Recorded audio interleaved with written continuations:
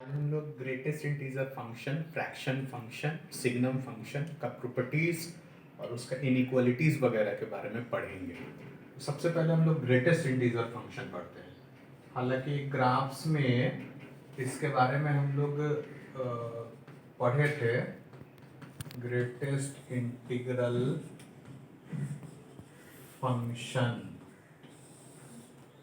यानी GIF, greatest integral function, इसी को इंटीग्रल पार्ट भी बोलते हैं। ठीक है, जैसे अगर y बराबर fx ग्रेटेस्ट इंटीजर x, तो इस चीज को हम लोग n लिखते हैं जब x का मान n से n+1 के बीच में हो।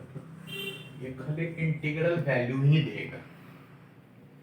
ठीक है, तो मेरे कहने का मतलब है कि कोई भी नंबर या तो खुद इंटीजर होता है या दो इंटीजर्स के बीच में होता है। तो आपको ये ध्यान रखना है ना कि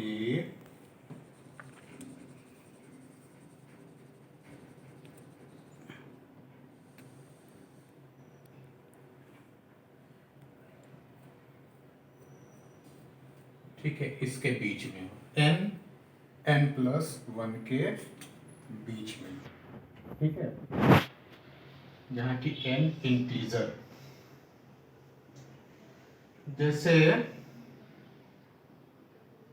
ग्रेटेस्ट इंटीजर फंक्शन वास्तविकता में एक मशीन है, एक ऐसा मशीन है जिसमें अगर 7 रुपये 55 पैसा डालते हैं तो 7 रुपये निकलेगा,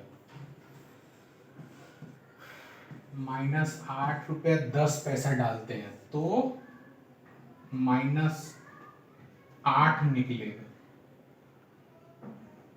ठीक पहले वाला इंटीजर -9 निकलेगा, और 8 या 10 रुपये डालते हैं तो ठीक 10 रुपये निकलेगा। कारण क्या है कि 7 और 8 के बीच में 7.55 है, इसके बीच में 7 और 8 के बीच में, तो ऑब्वियसली इसके ठीक पहले वाले इंटीजर पे आ जाएगा। ठीक पहले वाला इंटीजर पे आ जाएगा, यानी 7.55 ग्रेटेस्ट इंटीजर 7। ठीक है, -9 -8, ठीक है, -8.10 है, इसलिए ठीक पहले वाला -9 पे चला जाएगा। ठीक पहले वाला इंटीजर पे चला जाता है, ठीक पहले वाला उसका वैल्यूज हो जाता है। ठीक है, और एग्जैक्टली अगर 10 रहता तो ये 10 होता है, एग्जैक्टली 10 के लिए, क्योंकि इंटीजर के लिए इंटीजर होता है। और इसका हम ग्राफ आपको बताए थे, ये लाइट बंद कर दो जरा। जैसे x का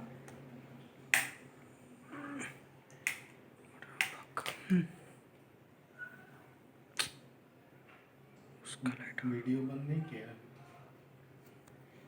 इसका मान -4 से -3 तक, -4 -3 से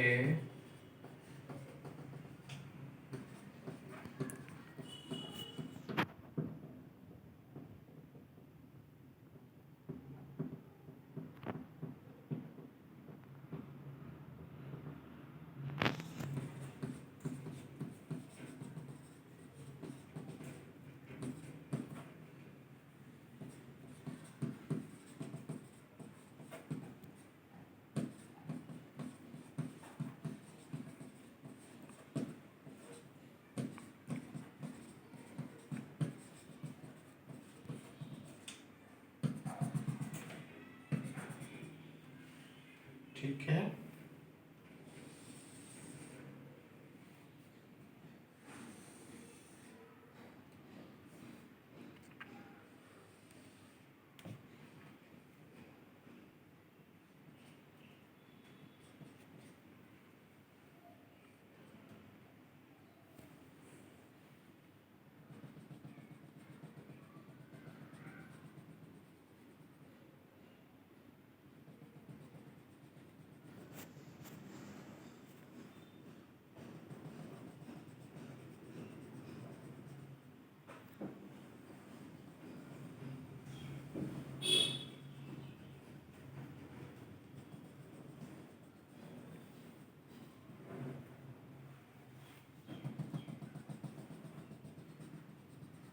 ग्राफ आप लोग बनाना सीखे होंगे, ग्राफ में हम आपको बताए थे इसके बारे में, लेकिन चूंकि इसकी इनइक्वालिटीज विशेष रूप से हमको पढ़ना है तो इसलिए ये टर्म हम आपको दोबारा बता रहे हैं। आपको नोट्स भी बनाना है तो इस टर्म को दोबारा लिखना है।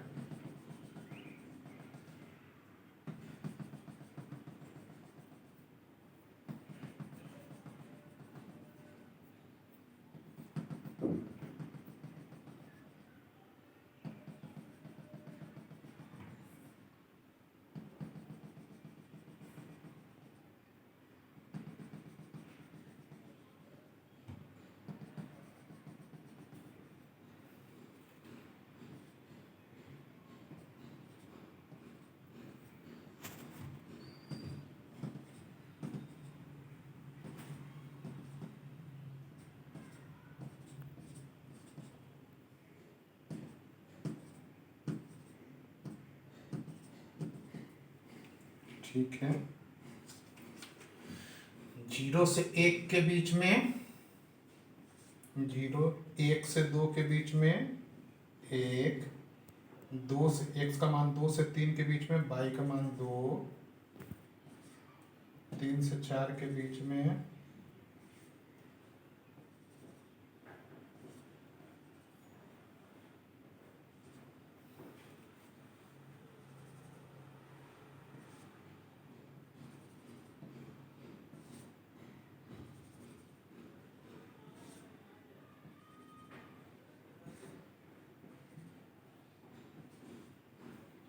ठीक है। ये आपका ग्राफ हो गया y बराबर ग्रेटेस्ट इंटीजर x, या इसी चीज को हम लोग लिख सकते हैं integral part of x। Note कर लीजिए इसको। प्रॉपर्टीज ऑफ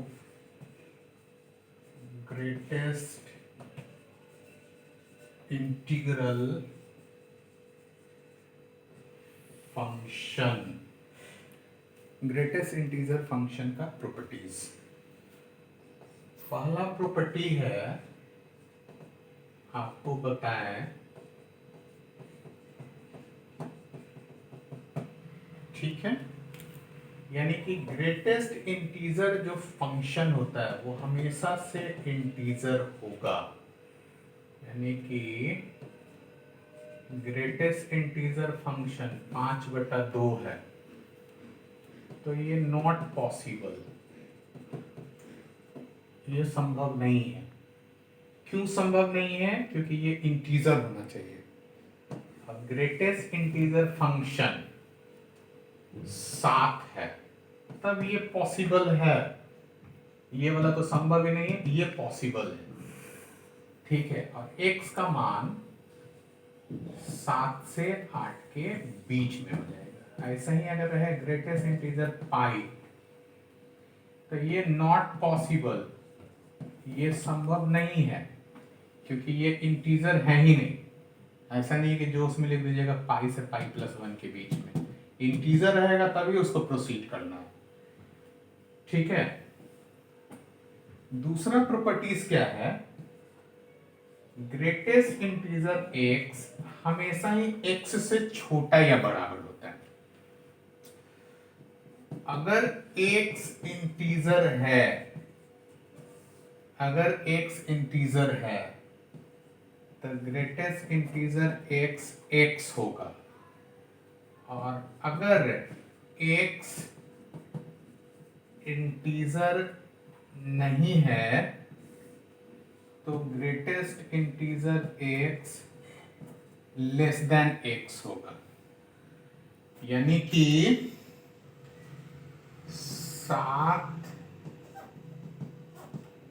लेकिन अगर 7.32 है तो ये 7 निकलेगा, और देख रहे हैं क्या ये इंटीजर तो है नहीं, तो 7 जो है 7.32 से, यानी कि ये जो अंदर वाला वैल्यू इससे छोटा है ना, इसलिए ये है। तो ये ध्यान रखिएगा, इसको ये बहुत काम देगा आपको। फिर क्या है कि ग्रेटेस्ट इंटीजर x -1 से x के बीच में होगा। इसी इनइक्वालिटीज को थोड़ा एक्सटेंड किया, थोड़ा एक कम करेंगे तो ऑब्वियसली छोटा हो जाएगा। ग्रेटेस्ट इंटीजर x अब प्लस n करेंगे तो x प्लस n हो जाएगा, जहां n जो है वो एक इंटीजर है। जैसे अगर x प्लस 10 है तो ये 10 तो गिनती का संख्या है, तो इसको ग्रेटेस्ट इंटीजर x प्लस 10 लिख सकते हैं। उसी तरीके से x plus greatest integer x रहे तो हम ये देख रहे हैं कि ये इंटीजर है, तो ये वाला तो निकलेगा ही, ये इंटीजर का इंटीजर निकल जाएगा, ओवरऑल 2 ग्रेटेस्ट इंटीजर निकल जाएगा। ये देखिए उसी तरीके से x अगर रहे तो 1 2 3 है, इसको डायरेक्ट लिख सकते हैं x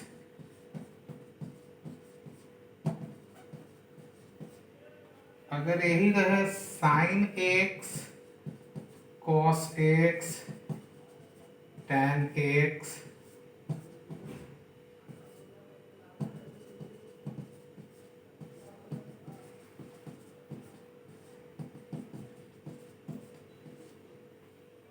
ठीक है। उसी तरीके से हम लोग x माइनस एक्स रहे 0 -1 होगा कब, जब x इंटीजर हो, x इंटीजर नहीं हो। जैसे 5 है -5 है, 5 -5 5.1 है, -5.1 है, -1। देखो इंटीजर अगर है तो 0 आया, इंटीजर नहीं है तो 0। ठीक है, लाइट जरा बंद करो तो।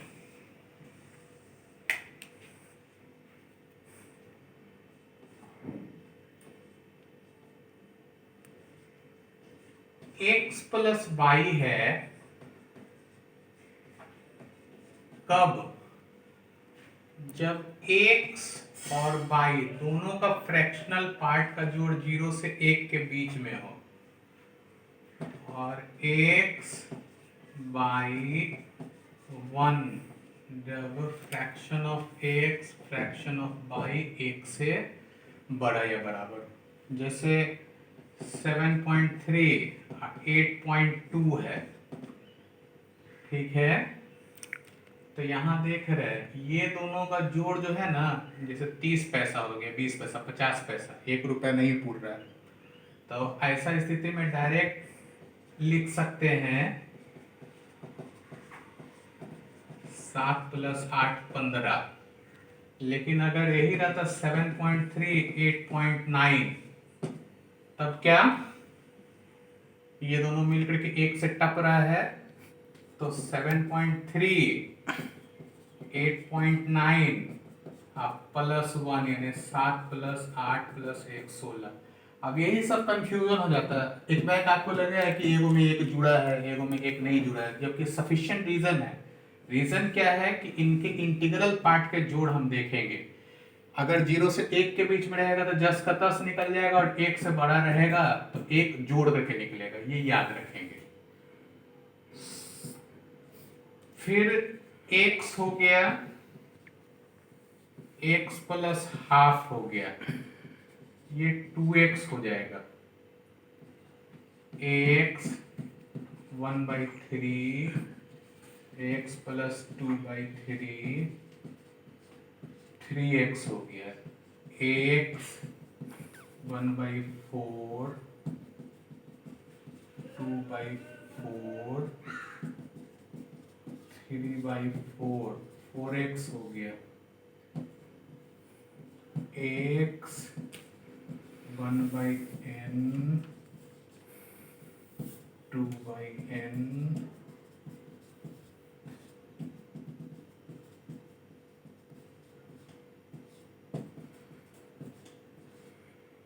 ये याद रखिएगा।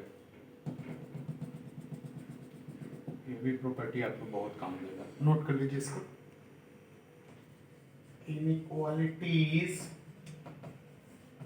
ऑफ ग्रेटेस्ट इंटीजर x, इसकी इनइक्वालिटीज पहला देखिए। ग्रेटेस्ट इंटीजर x 2 से बड़ा या बराबर हो तो ग्रेटेस्ट इंटीजर x 2, 3, 4, 5, 6, 7, 8, 9, 2 से बड़ा या बराबर में ही होगा ना। तो ग्रेटेस्ट इंटीजर अगर 2 है तो x 2 से 3 के बीच में,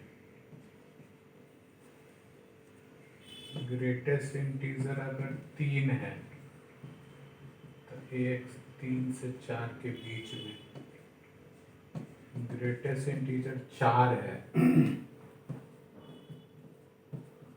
4 से 5 के बीच में, ग्रेटेस्ट इंटीजर 5 है तो 5 से 6 के बीच में। यहाँ आप ये नोटिस कर रहे हैं कि जहाँ पे ये ग्राफ छूटा है ना वहीं से आगे बढ़ रहा है। यहाँ ग्रेटर देन लेस देन है, यहाँ लेस देन इक्वल टू है, यानी कि ये पॉइंट तो कवर अप हो ही गया।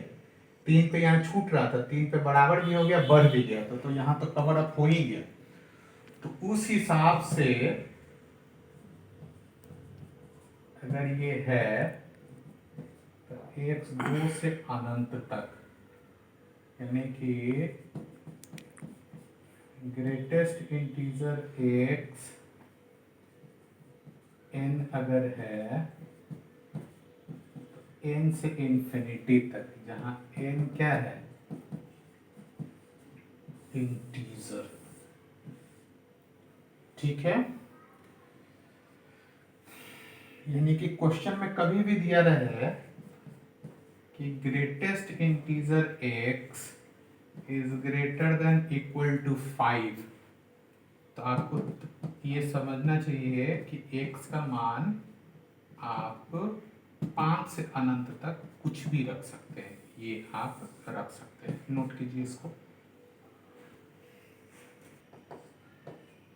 x अगर ग्रेटर देन n है, जहां n इंटीजर है, ठीक है, इसके लिए एग्जाम्पल हम लोग लेके के चलते x ग्रेटर देन 2, तो x ग्रेटर देन 2 है, ये तो इंटीजर है तो इसका मान 3, 4, 5, 6, 7 है अनंत तक।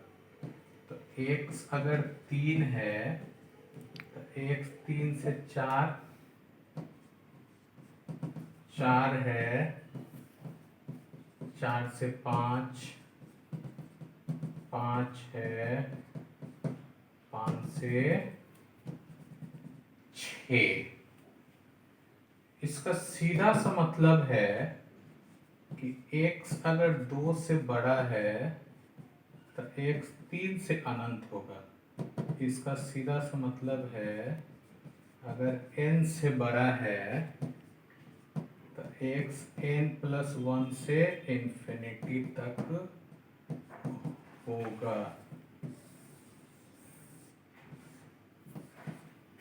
ये हो जाएगा, ठीक है।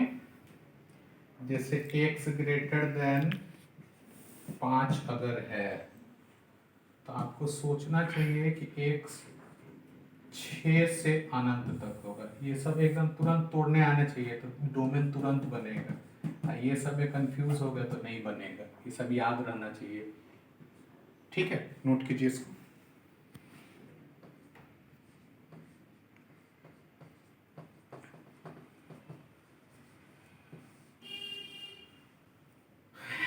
ग्रेटेस्ट इंटीजर x जो है less than equal to n है। तो एक एग्जांपल से हम लोग पढ़ते हैं।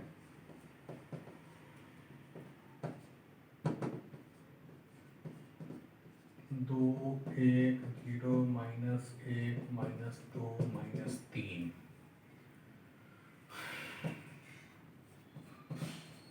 दो, तो x 2 से 3,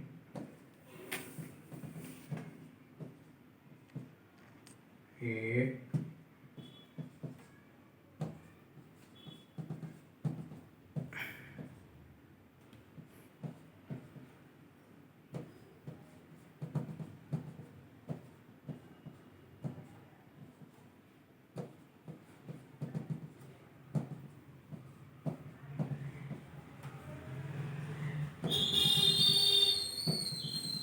ठीक है।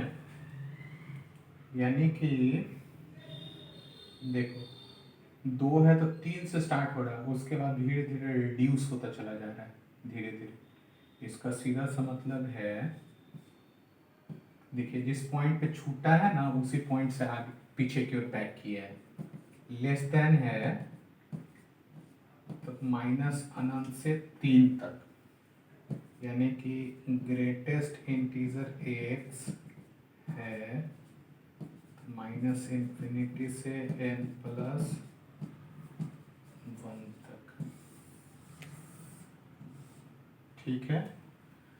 जैसे ग्रेटेस्ट इंटीजर x है 5 से छोटा या बराबर, तो x होगा -इंफिनिटी से 6 तक।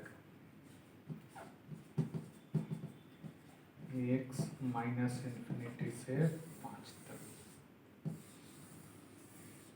नोट कर लीजिए इसको। अब देखिए ग्रेटेस्ट इंटीजर x अगर n से छोटा, फॉर एग्जाम्पल 2 से छोटा, तो ऐसा स्थिति में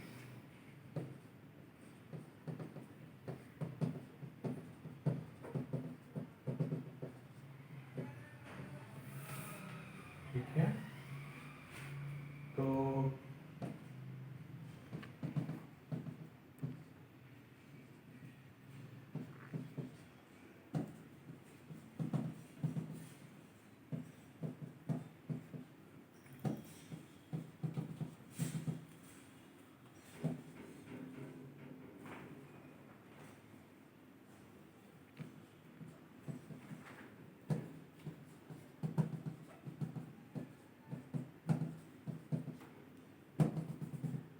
धीरे धीरे रिड्यूस करता चला जाएगा, 2 तक लास्ट गया ना -इंफिनिटी से।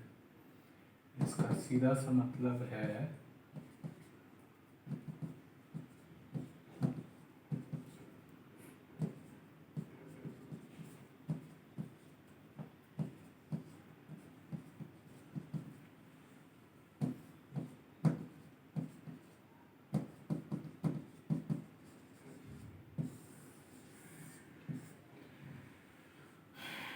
इसका सीधा सा मतलब है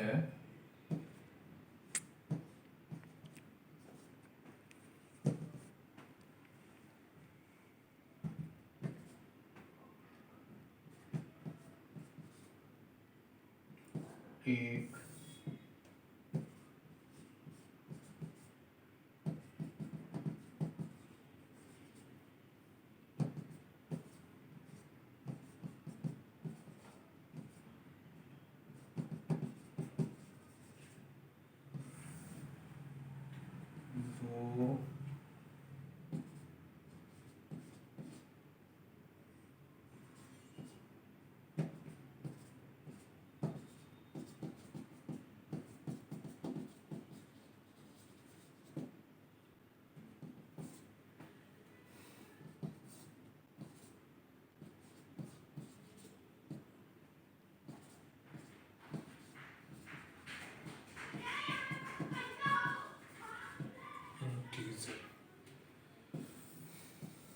ये बेसिक कॉन्सेप्ट याद रखिएगा, नोट कीजिए इसको।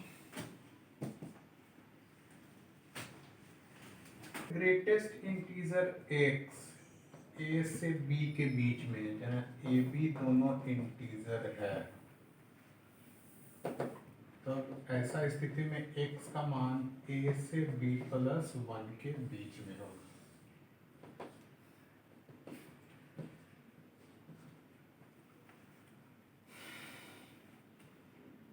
अगर ए से बी के बीच में है, एक्स का मान क्या होगा, ए से बी के बीच में, इससे जस्ट पहले है ना, यानी कि ए बी इंटीजर है,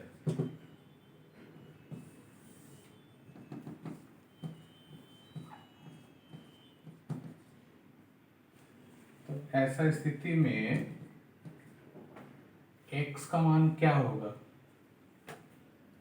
इससे बड़ा है a प्लस 1 से, इधर से एक छूटेगा, b प्लस 1 तक चला जाएगा।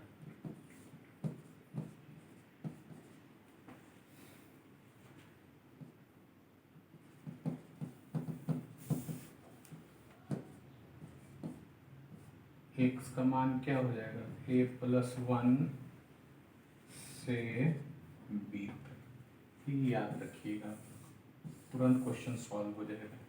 अब जैसे ये दिया हुआ है सॉल्व करने के लिए, ग्रेटेस्ट इंटीजर x, ठीक है, 2 से 5 तक, तो हमको यही समझना है कि 2 से 6 तक इसका आंसर होना चाहिए x का मान। इनइक्वालिटीज हम लोग इसीलिए पढ़ते हैं, ठीक है, यही कारण से पढ़ते हैं। अब ये एग्जाम्पल 1 हो गया, एग्जाम्पल 2 देखो। ग्रेटेस्ट इंटीजर जैसे ग्रेटर देन इक्वल टू √5, तो हम जान रहे हैं कि √5 तो इंटीजर है ही नहीं, तो हम लोग इसको क्या लिख सकते हैं, इसका ठीक नियरेस्ट जो होगा, ये तो √5 जो होगा, ये तो हमको मालूम है कि 2 से 3 के बीच में है, तो हम लोग यहाँ 3 तो लिख ही सकते हैं, तो x का मान क्या हो जाएगा, 3 से अनंत तक, ठीक है। तो यहाँ कॉमन सेंस हम लोग यूज करेंगे कि भाई इसका नियरेस्ट जो है इस इनइक्वालिटीज को कौन सेटिस्फाई कर रहा है, √5 है तो 3 से सेटिस्फाई करेगा, इसलिए डायरेक्ट हम लोग ऐसा लिखेंगे, ठीक है, नोट कर दीजिए इसको। देखिए fraction of x, fraction of x को जैसे y बराबर फ्रैक्शन ऑफ एक्स ऐसे लिखते हैं, तो फ्रैक्शन ऑफ एक्स होता क्या है, तो सबसे पहले ये समझिए, जैसे 7.15 है, ठीक है, तो इसको हम लोग लिख सकते हैं, इस जो पोर्शन है और ये पोर्शन है, इस पोर्शन को हम लोग इंटीजर कहते हैं, और इस पोर्शन को हम लोग फ्रैक्शन कहते हैं, जो कि 0 से 1 के बीच में होता है। अगर यही रहता, ये हमेशा पॉजिटिव होगा, -7.15 है,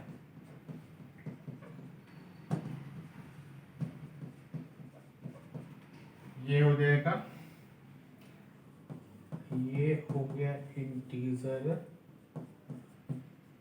ये हो गया फ्रैक्शन। फ्रैक्शन नेगेटिव कंसीडर नहीं करेंगे, अगर नेगेटिव है ना तो इसको 1 पॉइंट इधर की ओर खसका देंगे, ठीक है, 1 पॉइंट और इसको पॉजिटिव करेंगे तब ये फ्रैक्शन होगा। ठीक है, तो फ्रैक्शन वास्तविकता में एक मशीन है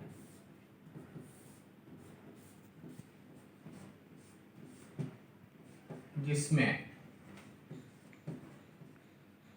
7.32 डाल रहे हैं, 0.32 आ रहा है, 8 पॉइंट माइनस में 40 डाल रहे हैं, 0.6 आ रहा है, 10 डाल रहे हैं तो 0 आ रहा है। ठीक है, तो प्रॉपर्टीज ऑफ फ्रैक्शन क्या होता है? प्रॉपर्टीज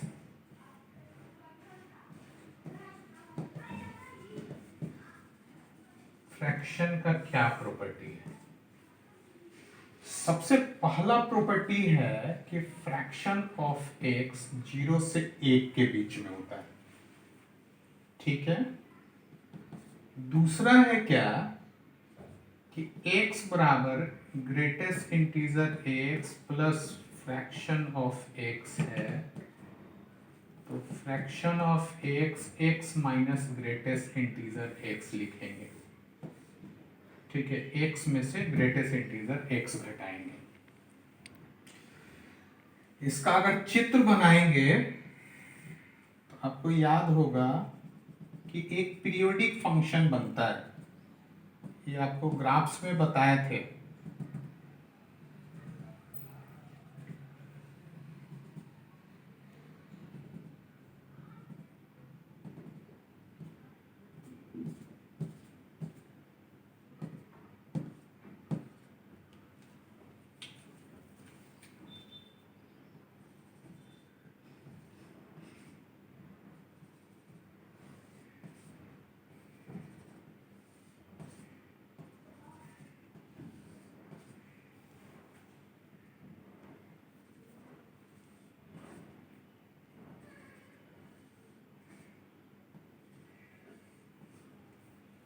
ठीक है,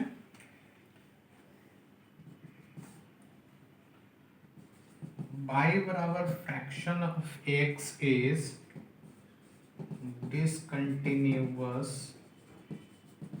एट इंटीग्रल पॉइंट्स। चौथा है y बराबर, ये भी तो आपको बताए थे, ग्रेटेस्ट इंटीजर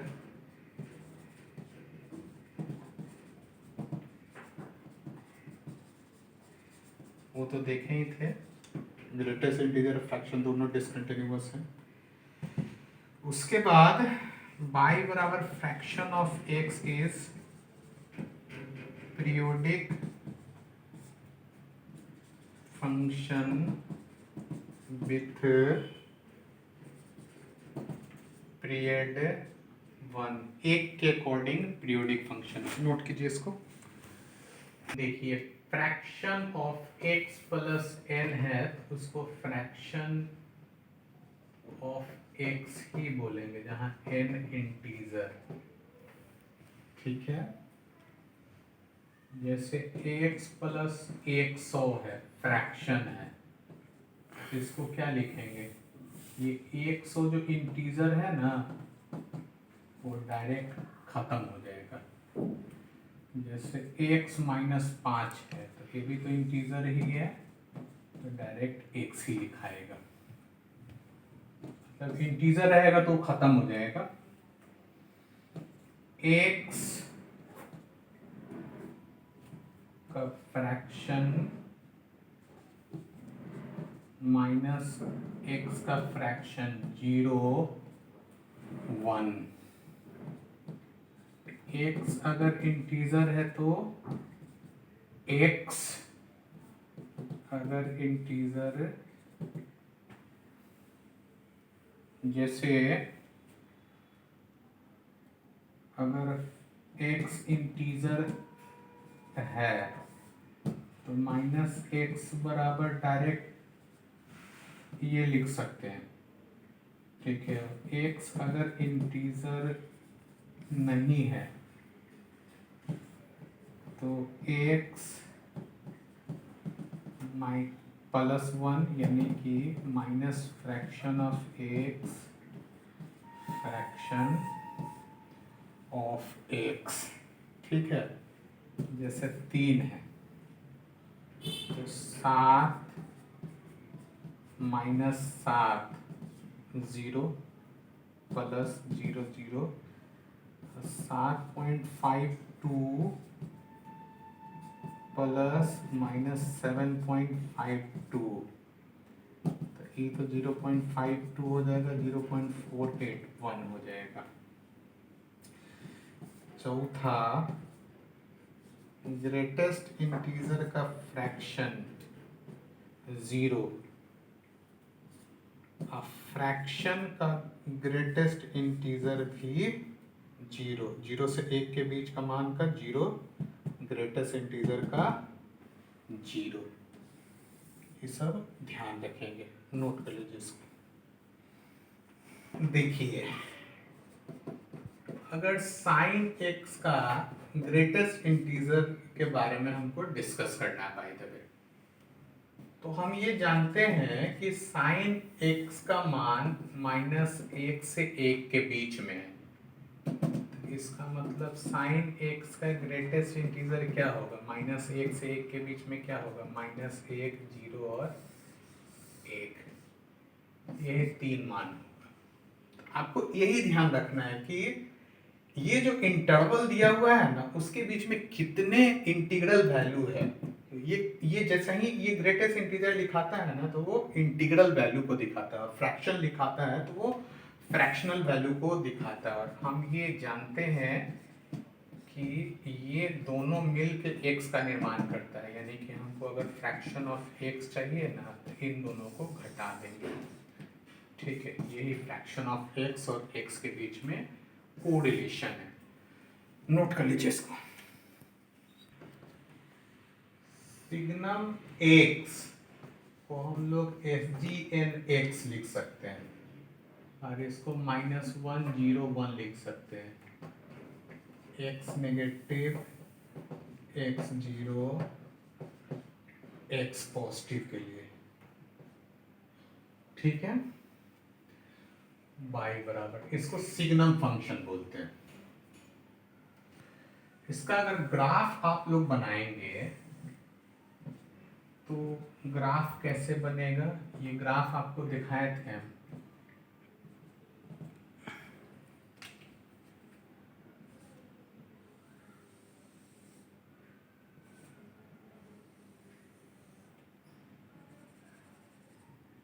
ठीक है, जैसे अगर सिग्नम, ये याद रखिएगा, अंदर का जो फंक्शन है ना, जैसे सिग्नम SGN साइन एक्स बराबर 1 दिया हुआ है, तो हमको डायरेक्ट यही बात समझना चाहिए ना कि साइन एक्स ऐसा स्थिति में पॉजिटिव, और साइन एक्स पॉजिटिव कहाँ कहाँ होता है? आपको पता है कि साइन एक्स पॉजिटिव फर्स्ट और सेकंड क्वाड्रेंट में होता है। इसका सीधा सा मतलब x 0 से पाई के बीच में, और आपको बताए हैं कि जनरलाइज करना पड़ता है ट्रिग्नोमेट्रिकल फंक्शन को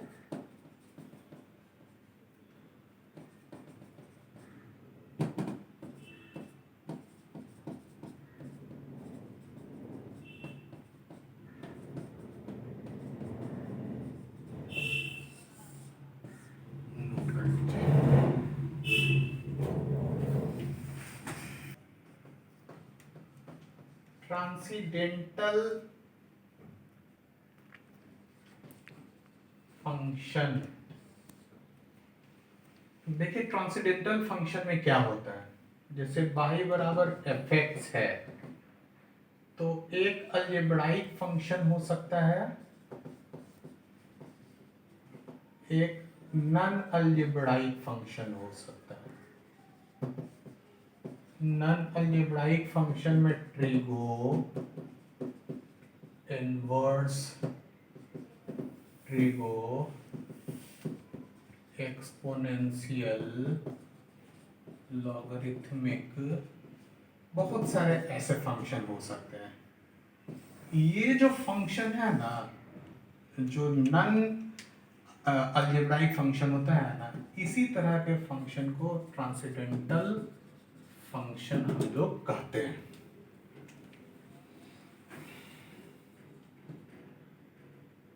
कांस्टेंट फंक्शन, तो y बराबर कांस्टेंट यानी k अगर है तो वो लाइन x एक्सिस के पैरेलल हो जाता है, ठीक है। तो x dash y constant function, identity function. Identity function में क्या होता है, y बराबर एफ एक्स बराबर x अगर है तो इसको हम लोग क्या कहेंगे,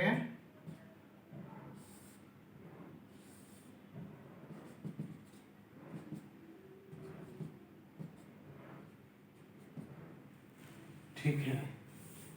ये कांस्टेंट फंक्शन हो जाएगा, नोट कर लीजिए इसको। ये जो इस सप्ताह 4 क्लासेस जो किए वो बेसिक कॉन्सेप्ट ऑफ फंक्शंस हम लोग पढ़े। ये जरूरी है फंक्शंस की पूरी पढ़ाई करने के लिए।